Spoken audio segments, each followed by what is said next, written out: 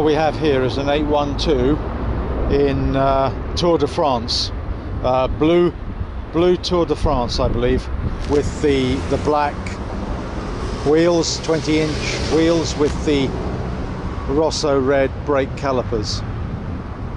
We have the carbon fibre driving zone, and there are obviously the sports racing seats in this as well, and it's got a number of flashes of red on it. Looks really good. Got the carbon fibre rear diffuser, huge great exhaust outlets, although the exhausts themselves inside are actually not quite so big. You can see with the A12 you have the 4 rear lights, 2 either side, going back to the days with my 575. I rather like this, a really rather special machine.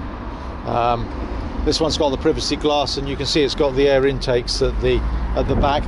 I always thought the styling on the 3/4 was a little challenging, but when you see it in the flesh, especially in this colour, it is utterly stunning.